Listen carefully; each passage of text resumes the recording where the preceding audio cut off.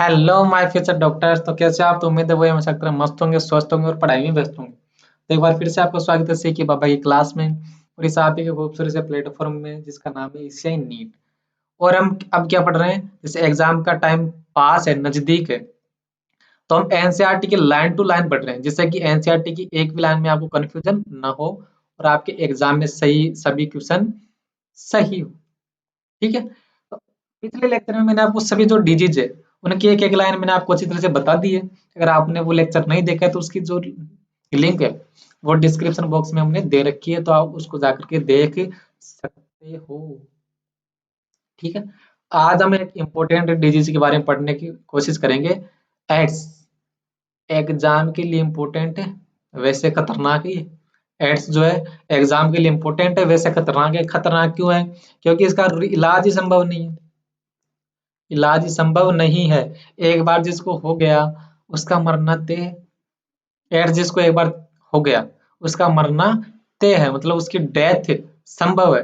अब वो 2 साल बाद में हो सकती है, 5 साल बाद हो सकती है या 10 साल बाद भी हो सकती है।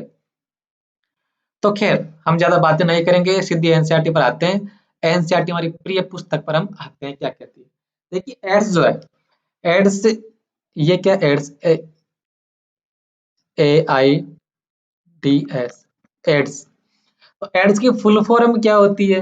एड्स की फुल फॉर्म होती है एक्वायर्ड इम्यूनोडिफिशियंसी सिंड्रोम।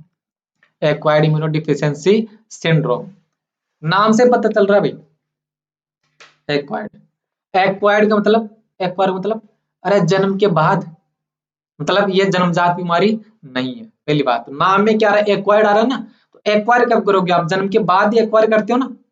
तो पहली बात तो जन्मजात रोग नहीं है। उसके आगे देखो आप, इम्यूनो डिफिशियंसी। इम्यून डिफिशियंसी मतलब इम्यून सिस्टम क्या हो जाता है? वीक हो जाता है। डिफिशियंसी का मतलब क्या होता है? कमजोर होना। इम्यून सिस्टम क्या हो जाएगा? कमजोर हो जाएगा। सिंड्रोम का मीन क्या होता है? ऐसा रोग जिसके एक से ज्यादा सिम्टम्स आते हैं उसको क्या बोलते हैं? सिंड्रोम बोलते हैं। तो एक एक वर्ड को हमने समझ लिया।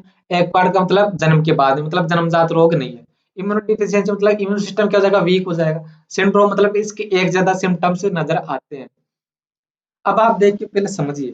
पहले मैं आपको थोड़ी सी दो चार बातें बताऊंगा, फिर हम एनसीईआरटी पर चलते हैं। कि जो हमने थोड़े दिनों पहले इम्यून सिस्टम पढ़ा, उसमें हमने क्या देखा कि इम्यून सिस्टम हमारी बॉडी को क्या करता है? प्रोटेक्ट करता है। क्योंकि हमारे आसपास चारों तरफ क्या होते हैं? माइक्रो ऑर्गेनिज्म, सूक्ष्म जीव, बैक्टीरिया, वायरस होते हैं आसपास। जब मैं मुंह खोल रहा हूँ, सांस ले रहा हूँ, खाना खाता हूँ, या आप भी जब खाना खाते हो सांस लेते हो, तो उसके साथ पता नहीं कितने माइक्रो ऑर्गेनिज्म आपकी बॉडी के अंदर घुस जाते हैं। लेकिन ऐसा थोड़ी है कि आप हर टाइम ही बीमार चलते हो। ऐसा नहीं होता ना। क्योंकि माइक्रो ऑर्गेनिज्म हर बार आपकी बॉडी के अंदर घुस रहा है, लेकिन आप हमेशा बीमार थोड़ी होते हो। क्यों?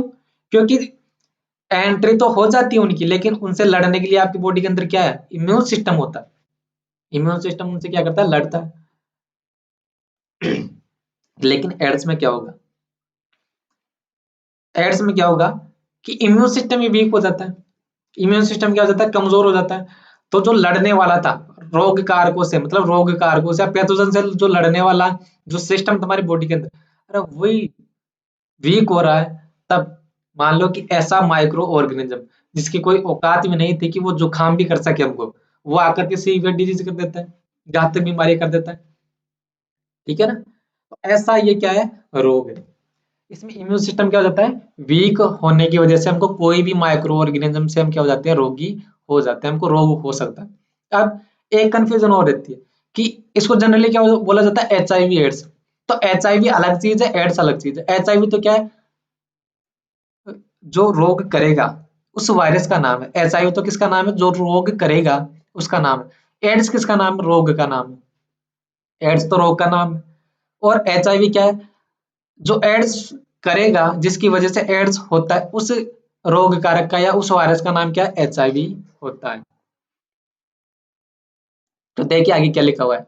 आगे लिखा हुआ है कि इसका अर्थ है कि प्रतिरक्षा तंत्र की न्यूनता। पहले बता दी मैंने आपको। जो व्यक्ति के जीवन काल में उपार्जित, उपार्जित मतलब एक्वायर करना, जन्म के बाद में अर्जित करना, जो इस बात का संकेत है कि न्यूनता कोई जन्मजात रोग नहीं है। एड्स का सबसे पहले 1981 में पता चला और लगभग पिछले 25 वर्षों में सारे विश्व में फैल गया। और इस रोग से सॉरी 2,50,00,000 लोगों की मृत्यु हो चुकी है। देखिए सीवियर डिजीज है ना, क्यों? क्योंकि इसका इलाज भी संभव नहीं है। 2,50,00,000 लोगों की क्या हो चुकी है भाई? मृत्यु मृत्यु हो चुकी है।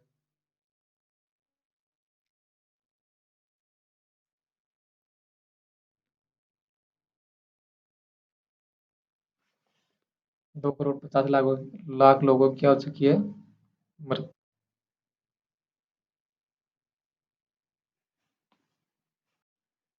हाँ जी, देखिए अब आगे चलते हैं। ये जो डायग्राम दे रखा है ना, इस डायग्राम पर हम अभी आते हैं, लेकिन जब एनसीईआरटी बोलेगी तब आएंगे। उस डायग्राम से पहले देख लेते हैं कि एनसीईआरटी क्या कहना चाहती है। वो डायग्राम बड़ा ही इंपॉर्टेंट है, क्वेश्चन जनरली उसी डायग्राम से बनते हैं। तो देखिए क्या लिखा हुआ है कि एड्स एक विषाणु से होने वाला रोग है जो मानव में प्रतिरक्षा न्यूनता विषाणु मतलब एचआईवी वायरस बताया ना मैंने। एचआईवी की फुल फॉर्म क्या आती है? ये लिखा हुआ है, human immuno deficiency virus. Hindi में बोले तो प्रतिरक्षा न्यूनता विषाणु के कारण होता है। अभी जो एचआईवी वायरस है ये एक अतरंगी प्रकार का वायरस है। अतरंगी प्रकार का कैसे? कि देखिए जनरली क्या होता है कि जनरली हमारे अंदर क्या होता है, डीएनए प्रेजेंट होता है। तो डीएनए से क्या बनता है? आरएनए बनता है, सिंगल स्टैंडर्ड आरएनए बनता है। और डीएनए से आरएनए का बनना क्या कहलाता है? ट्रांसक्रिप्शन कहलाता है। क्या कहलाता है? ट्रांसक्रिप्शन। टीसी लिख दिया मैंने। लेकिन ये वायरस क्या करता है? ये उल्टा काम करता है।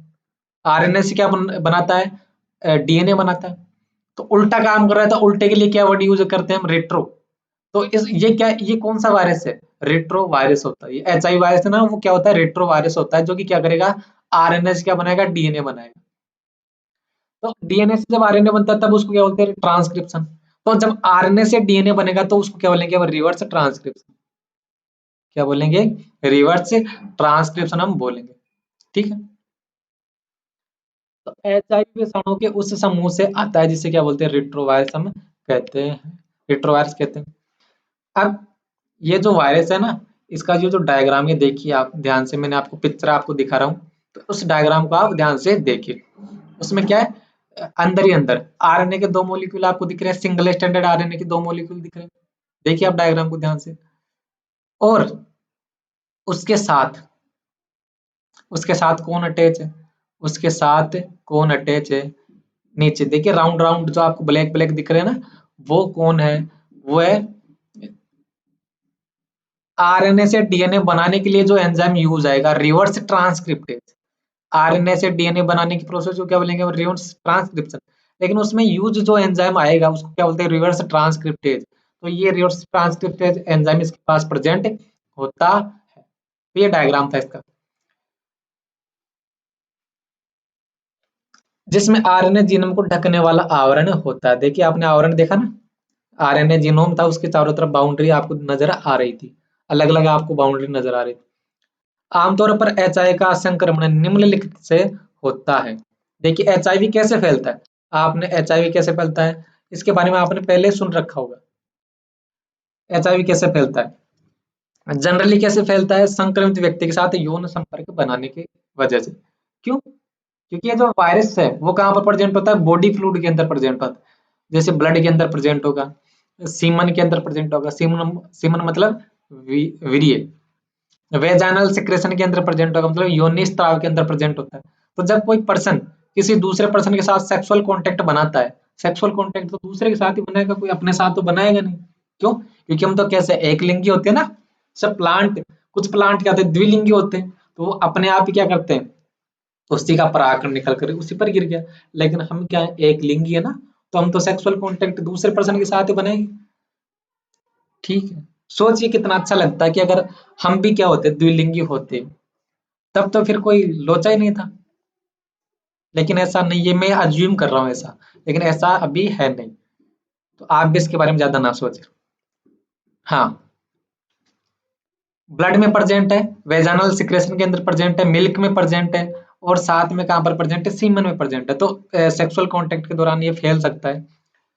संदूषित रक्त और रुधिर उत्पादों के आदान से, मान लो कि ऐसा कोई पेशेंट है जिसको एचआईवी हो रखा है, तो उसका ब्लड किसी दूसरे को चढ़ाओगे आप, तब मान जिसको चढ़ा रहे हो तो उसको भी एचआईवी होगा, मतलब एड्स होगा। संक्रमित सुइयों के साझा प्रयोग से, मान लो कि ऐसा वो HIV का पेशेंट है जिसका सैंपल लिया, उसी निडल से किसी दूसरी पर्सन का सैंपल ले लिया, तब HIV सॉरी एड्स उसको भी फैलेगा। अंतःशिरा इंजेक्शन के द्वारा ड्रग के प्रयोग से के मामलों में से आपने मूवीज में देखा होगा कि जनरली, आपने तो नहीं देखा होगा, आप देखो भी नहीं, मतलब एक्चुअल में आप ना देखो, सचमुच में आप ना देखो, आपने मूवीज में देखा होगा कि जो ड्रग्स लेने वाले जो पर्सन होते हैं वो 4-5 लोग होते हैं। तो जो सिरिंज होती है उसमें वो ड्रग्स भर के रखते हैं, एक ने लगाया, उसी सिरिंज को दूसरे को दे दिया, उसी को तीसरे को दे दिया, मान लो कि उनमें से एक क्या एड्स से इन्फेक्टेड है, तो वो सभी को क्या करेगा, रोग फैलाएगा कि नहीं। तो इससे भी क्या हो सकता है, रोग फैल सकता है।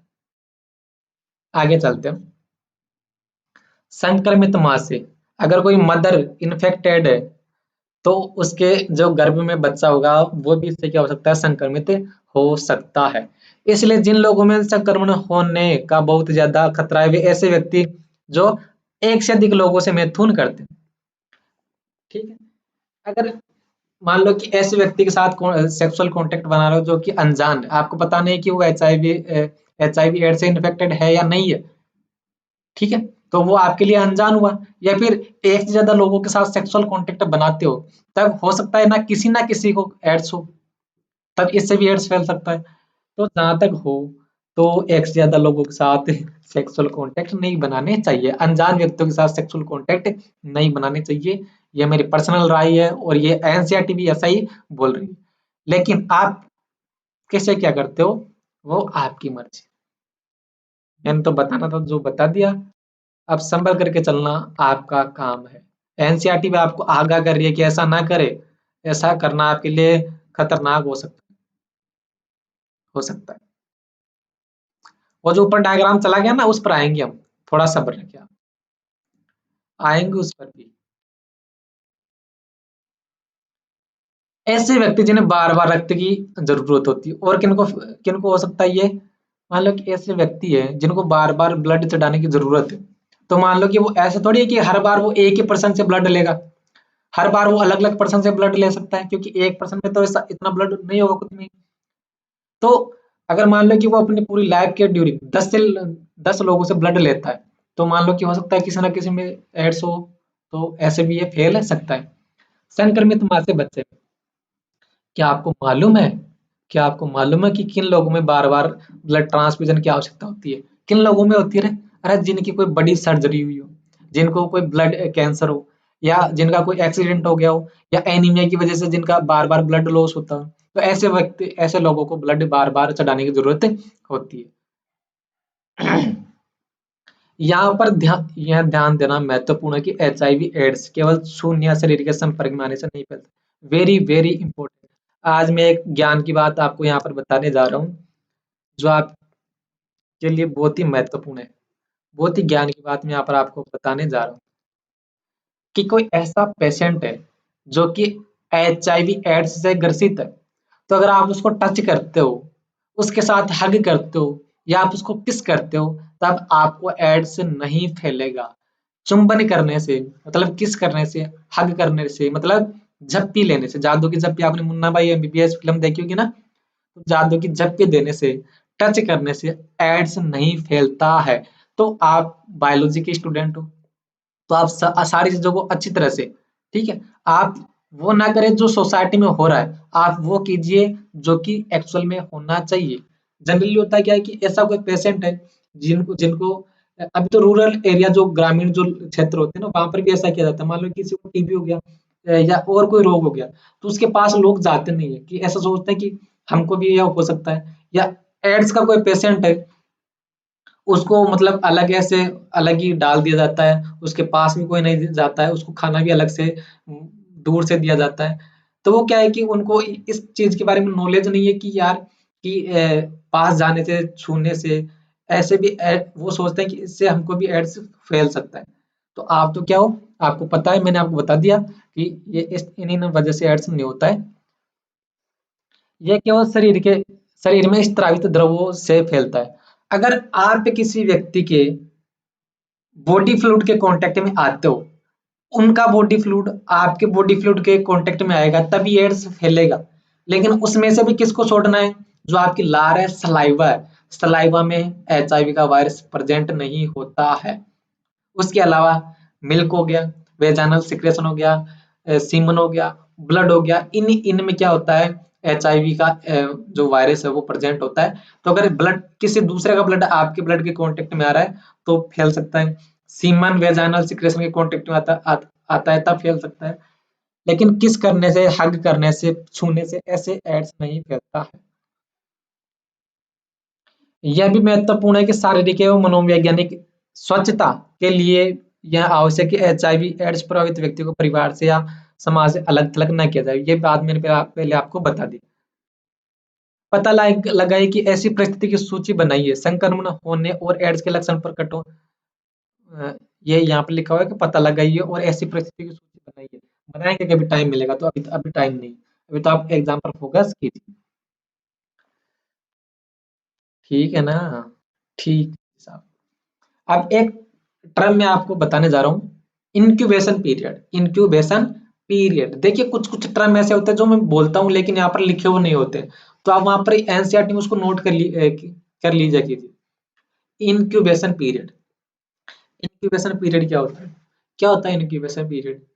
मान लो कि कोई पैथोजन है, वो आपकी बॉडी के अंदर एंटर किया, या आपकी बॉडी के अंदर एंटर किया, तो फॉर एग्जाम्पल 12 बज करके 45 मिनट पर, 12 बज करके 45 मिनट पर आपकी बॉडी के अंदर वो क्या किया, एंटर किया। तो ऐसा थोड़ी कि एंटर करते ही आपको उसके से जो उसकी वजह से रोग होगा उसके आपको सिम्टम्स नजर आना दिख जाएंगे, ऐसे थोड़ी हो ना। मान लो कि माइकोबैक्टीरियम ट्यूबरकुलोसिस है, वो 12:30 बजे आपके अंदर एंटर किया, ना करे वैसे तो, वैसे ना करे, लेकिन आप एग्जाम्पल की वजह से, एग्जाम्पल की ब्याह पर आप समझ सकते हो कि 12:30 बजे किसी के अंदर माइकोबैक्टीरियम ट्यूबरकुलोसिस एंटर किया। तो ऐसे थोड़ी कि 12:30 बजे उसको उसके टीबी के सिम्टम्स नजर आना दिख जाएंगे, मतलब टीबी के सिम्टम्स नजर आने लगेंगे, ऐसे नहीं होता ना। वो पहले बॉडी के अंदर जाएगा, पहले अपना नंबर बढ़ाएगा, फिर जो भी केमिकल्स है वो सिक्रेट करेगा, फिर जाकर के उसके सिम्टम्स 4-5 दिन बाद में नजर आएंगे। ठीक है? तो ये जो पीरियड है ना, बीच का जो पीरियड है एंटर करने के बाद का, और जो सिम्टम्स नजर आने के बीच का जो पीरियड है उसको बोला जाता है इनक्यूबेशन पीरियड। तो अलग अलग डिजीज का इनक्यूबेशन पीरियड अलग अलग होता है। ठीक है ना? तो ये यहाँ पर लिखा हुआ है, संक्रमण होने और एड्स के लक्षण प्रकट होने के बीच हमेशा अंतराल होता है, उस अंतराल को क्या बोलेंगे हम, इंक्यूबेशन पीरियड। यह अवधि कुछ महीनों से लेकर के कई वर्षों तक हो सकती है, 5 से लेकर के 10 वर्षों तक। मान लो कि किसी के अंदर HIV वायरस एंटर किया, तो पता ही नहीं चलेगा, 10 वर्षों तक भी पता ही नहीं चले कि सामने वाले को एड्स हो रखा है, क्योंकि सिम्टम्स ही नहीं आएंगे। अगर किसी का इम्यून सिस्टम बहुत वीक है तो हो सकता है कि कुछ महीनों के अंदर उसके सिम्टम्स नजर आने लगे, और किसी का इम्यून सिस्टम बहुत स्ट्रांग है तो हो सकता है कि 5 साल, 6 साल, 10 साल तक उसके सिम्टम्स नजर ना आए, लेकिन उसको एड्स एड्स हो चुका है। ठीक है? ये बात लगे उसकी उसके सिम्टम्स नहीं आए, तो वो जो पीरियड है ना बीच का उसको क्या बोलेंगे, इंक्यूबेशन पीरियड। अब आते हैं उस डायग्राम पर, ये जो लाइनें लिखी हुई है ना, ये उस डायग्राम के बारे में लिखी हुई है।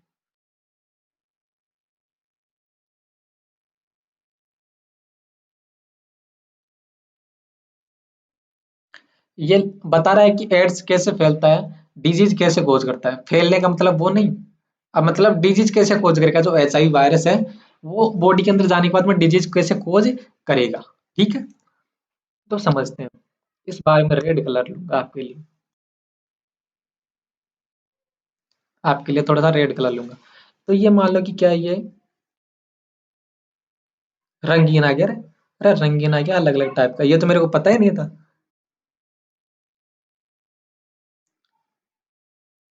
ये देखिए कोई बॉडी है, कोई ये ह्यूमन है,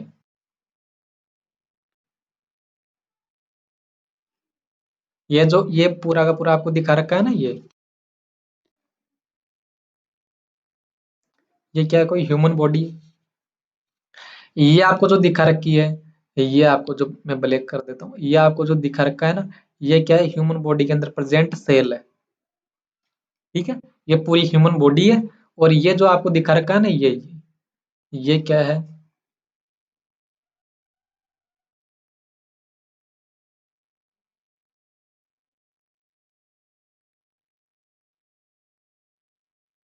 सॉरी, एक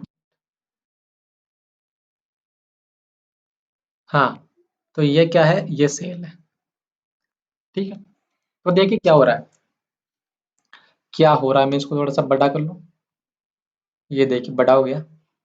तो ये वायरस है, ये कौन है, ये HIV वायरस है, ये HIV वायरस है। ठीक है, पश्चिमी विषाणु रिट्रोवायरस है, जिसको किसने घेर रखा है, ये उसके अंदर तो क्या ये RNA जीनोम दिख रहा है। देखिए इसमें आपको सिर्फ RNA का एक ही दिखा रखा है मॉलिक्यूल, लेकिन वैसे होते कितने, दो होते हैं। उसके चारों तरफ कौन है, प्रोटीन का कोट है। ये आया, बॉडी के अंदर आया, और कहाँ पर एंटर कर रहा है, देखिए कहाँ पर एंटर कर रहा है, ये सेल के अंदर एंटर कर रहा है।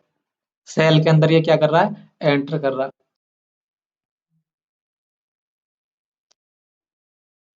सेल के अंदर क्या कर रहा है, एंटर कर रहा है।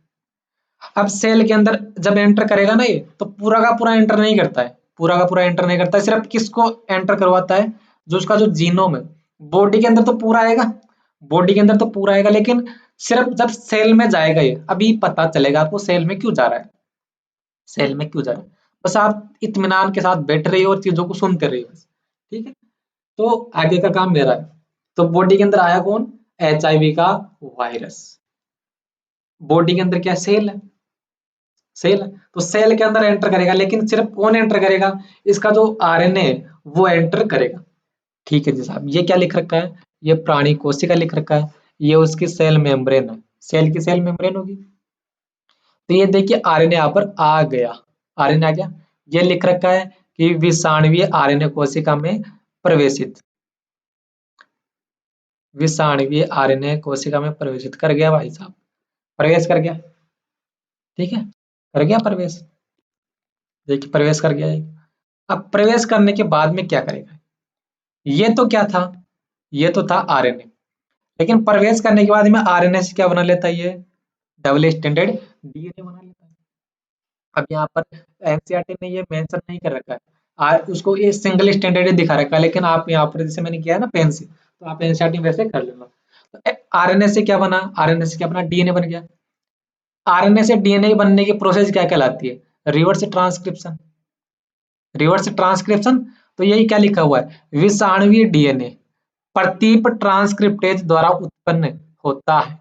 प्रतीप ट्रांसक्रिप्टेज मतलब, अरे मैंने बताया था ना, रिवर्स ट्रांसक्रिप्टेज। तो रिवर्स ट्रांसक्रिप्टेज को हिंदी में क्या बोलते हैं, प्रतीप ट्रांसक्रिप्टेज बोला जाता है। तो प्रतीप ट्रांसक्रिप्टेज मतलब रिवर्स ट्रांसक्रिप्शन एंजाइम की वजह से, हेल्प से क्या किया जाएगा, RNA से DNA बनाया जाएगा, तो बन गया साहब। अब ये जो DNA है, DNA समझिए आप, अब क्या हो रहा है, धीरे धीरे आप बातों को, चीजों को समझते चलिए। क्या हो रहा है कि ये क्या थी, ये क्या थी, ये सेल थी, एक मिनट, ये क्या थी, सेल थी, ये सेल थी। ये जो आपको दिख रहा है, ये क्या है, शायद आपको यहाँ पर ये मेरी पिक्चर दिख रही होगी, मैं साइड में कर देता हूँ उसको। तो ये जो आपको दिख रहा है ना, ये क्या है, इसका न्यूक्लियस है, किसका, जो हमारी बॉडी है ना, बॉडी की जो ये सेल है, उस सेल में क्या प्रेजेंट है, जो देखो आपको धागे से धागे नजर आ रहे हैं ना, ये जो धागे से धागे आपको black black black black colour के नजर आ रहे हैं, वो क्या है, न्यूक्लियस के प्रेजेंट, हमारा न्यूक्लियस के अंदर प्रेजेंट हमारा DNA। ठीक है, न्यूक्लियस के अंदर प्रेजेंट हमारा DNA है। तो ये जो DNA था, ये जो डबल स्टैंडर्ड DNA था, किसका DNA, वायरस का DNA। वो जा करके कहाँ पर एंटर कर जाता है, हमारी जो ह्यूमन बॉडी की जो सेल है, ह्यूमन बॉडी की जो सेल है, उसके अंदर, जो सेल के अंदर जो DNA उसके अंदर जाएगा, और अपने DNA को हमारी सेल के DNA के साथ क्या कर लेगा, जोड़ लेगा। अब ये सेल भी आपको पता होनी चाहिए कि कौन सी है, ये सेल भी आपको पता होनी चाहिए कि कौन सी है, ये सेल कौन सी है, ये WBC है। ये कौन सी सेल है, WBC। अरे इम्यून सिस्टम वीक होगा, तो इम्यून सिस्टम में इंपॉर्टेंट रोल प्ले कौन करती है, WBC इंपॉर्टेंट रोल प्ले करती है। तो अटैक भी किस पर करेगा, WBC पर करेगा, लेकिन एनसीईआरटी में नीचे लिख रखा होगा कि मैक्रोफेजेस, एनसीईआरटी में लिख रखा होगा कि मैक्रोफेजेस सेल, एक जगह पर लिख रखा है कि मैं आपको वहां बताऊंगा कि कहाँ लिखा हुआ है। ठीक है, तो ये डब्ल्यू मैक्रोफेजेस भी क्या है, WBC का टाइप ही तो है, जो मोनोसाइट होती है ना, उसी को मैक्रोफेजेस हम बोलते हैं। तो ये जो DNA है, वायरस का जो डीएनए है वो जाकर के इसके साथ जुड़ गया, हमारी जो सेल है, ह्यूमन की जो सेल है, उसके अंदर जो प्रेजेंट जो न्यूक्लियस था, उस न्यूक्लियस में जो डीएनए था, उस डीएनए के साथ जाकर के कौन जुड़ गया, उस डीएनए के साथ जाकर के कौन जुड़ गया, वायरस का डीएनए जुड़ गया। ठीक है, वायरस का डीएनए जुड़ गया। अब क्या होगा जी साहब, वायरस का डीएनए जुड़ गया तो क्या होगा, वायरस का डीएनए जुड़ गया तो क्या होगा। अब ये जब डीएनए हमारे डीएनए के साथ जुड़ गया है, तब हमारा डीएनए रेप्लिकेट करेगा कि नहीं, ठीक है, रेप्लिकेट करेगा। हमारा डीएनए ट्रांसक्रिप्शन करेगा कि नहीं, मतलब डीएनए से आरएनए बनाएगा कि नहीं। तो जब हमारा डीएनए आरएनए से सॉरी हमारे डीएनए जब आरएनए बनेगा ना, तो हमारे डीएनए के साथ कौन जुड़ा हुआ है, वो वायरस का डीएनए जुड़ा हुआ है। इसका डीएनए जुड़ा हुआ है, वायरस का डीएनए जुड़ा हुआ है। तो जब हमारे डीएनए से आरएनए बनेगा, तो उसके साथ जुड़ा हुआ जो वायरस का आरएनए, सॉरी वायरस का जो डीएनए, उससे भी क्या बन जाएगा, आरएनए बन जाएगा। तो यहाँ पर जो वायरस है वो हम हमारी सेल से क्या बोल रहा है कि मेरा आरएनए तेरे को बनाना है, मेरा आरएनए क्या करना है, तेरे को बनाना है। एक तरह से उसने क्या कर लिया, हमारी जो सेल है, उस सेल के जो न्यूक्लियस उसको क्या कर लिया, हाईजेक कर लिया, हाईजेक कर लिया मतलब किडनैप कर लिया।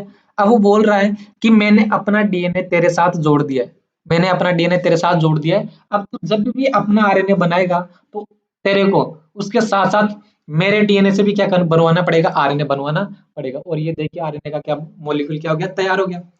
तो ये किसका आरएनए है, ये वायरस का आरएनए। क्या है, किसका आरएनए, वायरस का आरएनए। अब हमको पता है कि जो जेनेटिक मटेरियल होता है, सारी की सारी इंफॉर्मेशन उसी के अंदर छिपी होती है। तो इस आरएनए के अंदर क्या है, प्रोटीन कोट बनाने की सूचना भी छिपी हुई है। तो इसके चारों तरफ फिर क्या बन जाएगा, प्रोटीन का कोट बन जाएगा, और ये नए वायरस आरएनए सॉरी नए एचआईवी वायरस बन गए। ठीक है, तो ऐसे क्या होता है, ये डिजीज कोज करता है। अब ये जो नए वायरस बने हैं, ये क्या करेंगे, ये इस सेल से निकलेंगे, और जो हमारी जो टी हेल्पर सेल जो होती है, जो डब्ल्यूबीसी का एक टाइप होता है, लिम्फोसाइट का भी डब्ल्यूबीसी में टाइप होते हैं लिम्फोसाइट, और लिम्फोसाइट का भी टाइप होता है टी लिम्फोसाइट। तो टी लिम्फोसाइट में जो टी हेल्पर जो सेल होती है, उसको जाकर के उस पर जाकर के क्या करता है, ये अटैक करता है, और उनको डैमेज करना क्या कर देता है, स्टार्ट स्टार्ट कर देता है। अब टी हेल्पर सेल का काम क्या होता है, टी हेल्पर सेल क्या करती है, जो भी कोई भी फॉरेन पार्टिकल हमारी बॉडी के अंदर आता है, या कोई भी जो एंटीजन हमारी बॉडी के अंदर आता है, उनको पहचानने का काम किसका होता है, टी हेल्पर सेल का होता है। अब बॉडी के अंदर टी हेल्पर सेल का नंबर क्या हो गया, कम हो गया। तो अगर हमारी बॉडी के अंदर कोई भी फॉरेन पार्टिकल आएगा, कोई भी माइक्रो ऑर्गेनिज्म आएगा, तो इम्यून सिस्टम उसको पहचान नहीं पाएगा। इसकी वजह से वो हमको क्या करता रहेगा, डिजीज कोज करता रहेगा। तो सुनिए आप ध्यान से, क्या हुआ, वायरस आया, बॉडी के अंदर आया, बॉडी के अंदर आने के बाद में वो सेल के अंदर क्या करेगा, एंटर, लेकिन पूरा का पूरा एंटर नहीं करेगा, सिर्फ क्या एंटर करेगा, उसका आरएनए एंटर करेगा। आरएनए एंटर कर गया, आरएनए एंटर करने के बाद में उसके पास क्या था, रिवर्स ट्रांसक्रिप्टेज एंजाइम प्रेजेंट था, मतलब प्रति ट्रांसक्रिप्टेज एंजाइम था। तो उसकी हेल्प से वो क्या बना लेगा, आरएनए से डीएनए बना लेगा। अब वो जो डीएनए बना है, वायरस का जो डीएनए बना हुआ है, वो किसके साथ जाकर के जुड़ जाएगा, हमारी जो सेल है, जो डब्ल्यूबीसी है, उसके अंदर जो प्रेजेंट जो न्यूक्लियस है, उसमें जो प्रेजेंट जो डीएनए, उसके साथ जाकर के कौन जुड़ जाएगा, वायरस का डीएनए जुड़ जाएगा। अब जब भी हमारी सेल क्या करेगी, ट्रांसक्रिप्शन करेगी, हमारी सेल क्या करेगी, ट्रांसक्रिप्शन करेगी, और मतलब वो आरएनए जब बनाएगी, तो वो अपने साथ साथ वायरस के डीएनए से भी क्या बनवाएगी, वो आरएनए बना देगी, और वायरस के नए आरएनए मॉलिक्यूल तैयार हो जाएंगे। और इस आरएनए में क्या कैपेसिटी होती है कि वो क्या डेवलप कर सकता है, अपने चारों ओर प्रोटीन कोड डेवलप कर सकता है। तो ये क्या तैयार हो गए, वायरस के मॉलिक्यूल, नए वायरस के मॉलिक्यूल तैयार हो गए, या नए वायरस तैयार हो गए। अब ये वायरस जाकर के किस पर अटैक करेंगे, टी हेल्पर सेल पर क्या करेंगे, अटैक करेंगे। और टी हेल्पर सेल का अटैक करेंगे, तो टी हेल्पर सेल का नंबर क्या होगा, घट जाएगा। टी हेल्पर सेल का नंबर क्या होगा, घट जाएगा। और टी हेल्पर सेल का नंबर घटेगा, तो इम्यून सिस्टम क्या होगा, वीक हो जाएगा। अब वो किसी भी फॉरेन पार्टिकल को पहचान नहीं पाएगा, जिससे कि कोई भी माइक्रो ऑर्गेनिज्म हमारी बॉडी के अंदर आएगा, तो इम्यून सिस्टम को पता ही नहीं लगेगा कि हमारी बॉडी का है या नहीं है। तो वही बात है। अब ये एनसीईआरटी कैसे क्या लिखती है इसके बारे में, लेकिन एक चीज याद रखना आप, जिस सेल के अंदर वायरस घुसा है, जो जनरली कौन है, डब्ल्यूबीसी है, या फिर डब्ल्यूबीसी में आपको पूछे, तो आपको क्या आंसर देना है, मैक्रोफेजेज। जिस सेल के अंदर ये अपने आरएनए मॉलिक्यूल को बनवा रहा है उस सेल को कभी भी डैमेज नहीं करेगा। मतलब जो सेल फैक्ट्री की तरह काम कर रही है, जिस सेल पर इसने जिस सेल को इसने हाईजैक कर लिया, जिस सेल को ये ऑर्डर दे रहा है कि क्या करना है तेरे को, मेरा आरएनए मॉलिक्यूल बनाना है, तो उस सेल को कभी भी डैमेज ये नहीं करेगा। तो ये इसकी क्या होती है खास विशेषता। अगर उसी को डैमेज कर देगा तब तो फिर ये आगे अपना काम कैसे चला पाएगा। अब देखिए क्या है, अब समझिए आप, व्यक्ति के शरीर में व्यक्ति के शरीर में, एक मिनट, व्यक्ति के शरीर में आ जाने के बाद विषाणु मैक्रोफेजेज में प्रवेश करता है। बताया था ना मैंने, एनसीईआरटी में लिखा हुआ है कि एक जगह पर मैक्रोफेजेज पर अटैक करता है, तो ये यहाँ लिखा हुआ है। अगर आपको स्पेसिफिक पूछे तो आपको क्या आंसर देना है, मैक्रोफेजेज। अगर आपको पूछे कि कौन सी सेल पर, तो आपको देना है डब्ल्यूबीसी, और डब्ल्यूबीसी का टाइप पूछे तो किस पर, मैक्रोफेजेज पर। जहां उसका RNA genome reverse transcriptase enzyme की सहायता से रेप्लिकेशन द्वारा विषाणुवीय डीएनए बनाता है। ठीक है, ये विषाणुवीय डीएनए प्रपोषी की कोशिका के डीएनए में संविष्ट होकर संक्रमित कोशिका को विषाणु कण पैदा करने का क्या देता है, निर्देश देता है। क्या देता है, निर्देश देता है। फिर वृहद वक्षाणु मतलब मैक्रोफेजेज विषाणु उत्पन्न करना जारी रखती है, और इस तरह यह एचआईवी फैक्टर की तरह काम करती है। Very very important, HIV factor की तरह काम कौन करती है, मैक्रोफेजेज। इसके साथ ही एचआईवी क्या करता है, जो टी हेल्पर सेल है, जो टी एच सेल, एच का मतलब क्या, helper, T H cell T लसिकाणु का क्या एक प्रकार है, जिसके बारे में आपने इम्यून सिस्टम में पढ़ा होगा, पढ़ लिया आपने पहले, मैंने आपको पढ़ा दिया इसके बारे में।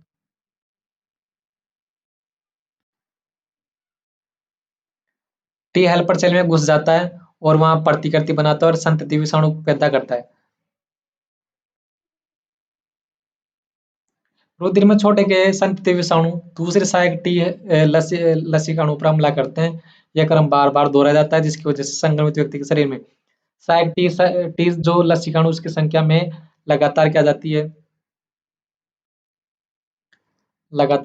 है, कमी, उत्तरोत्तर कमी होती है। इस अवधि के दौरान बार बार बुखार, दस्त आते तथा वजन घटता है। सैग टी लसिकाणु की संख्या में गिरावट के कारण व्यक्ति जीवाणुओं, विशेष रूप से माइकोबैक्टीरियम, विषाणुओं, कवकों, यहाँ तक कि टोक्सोप्लाज्मा जैसे परजीवियों के संक्रमण का शिकार हो जाता है। अब यहाँ पर नाम आया टोक्सोप्लाज्मा, तो टोक्सोप्लाज्मा क्या होता है, एक प्रोटोजोआ होता है। क्या होता है, प्रोटोजोआ होता है, जो क्या करता है, ब्रेन में इन्फेक्शन करता है। क्या करेगा, ब्रेन में इन्फेक्शन करेगा। याद रखना, ये नोट कर लो आप एनसीईआरटी में। रोगी में इतनी प्रतिरक्षा न्यूनता हो जाती है कि वह इन संक्रमणों से अपनी रक्षा करने में असमर्थ हो जाता है। एड्स के लिए व्यापक रूप से काम में लाया जाने वाला जो टेस्ट है वो कौन सा होता है, एलाइजा।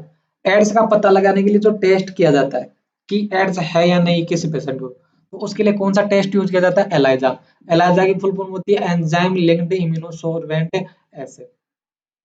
ठीक है, तो ये इसकी एलाइजा की फुल फॉर्म यहाँ पर दे रखी है। प्रतिपश्य विषाणवी मतलब एंटी रिट्रोवायरल औषधियों से एड्स का उपचार आंशिक रूप से ही प्रभावी है। अगर हमको एड्स का ट्रीटमेंट करना है तो क्या दिया जाता है, एंटी रिट्रोवायरल, रिट्रोवायरस है तो रिट्रोवायरस को रोकने के लिए कौन सी मेडिसिन दी जाएगी, एंटी रिट्रोवायरल मेडिसिन दी जाएगी। लेकिन उसकी वजह से, उसकी हेल्प से पूरा का पूरा ट्रीटमेंट पॉसिबल नहीं है। पहले मैंने शुरू में बता दिया ना कि एड्स का कंप्लीटली क्योर पॉसिबल, इलाज संभव नहीं है। ये औषधि रोगी की अवश्य भावी मृत्यु को आगे सरका सकती है। मतलब अवश्य भावी मतलब उसकी मृत्यु होना तय है, एड्स की वजह से उसकी मृत्यु होना तय है, लेकिन उस मृत्यु को थोड़ा सा आगे खिसकाया जा सकता है ट्रीटमेंट देकर के, रोक नहीं सकते। ठीक है, एड्स की रोकथाम क्या है, पहले तो बात बताऊं कि एड्स का कोई इलाज नहीं है, इसका बचाव ही क्या है, इलाज। आप हमेशा जब भी ऐसा कोई ब्लड ट्रांसफ्यूजन करने की जरूरत पड़े या जब सेक्सुअल कांटेक्ट बनाए, तब पूरी आप में आपके अंदर सूझबूझ होनी चाहिए।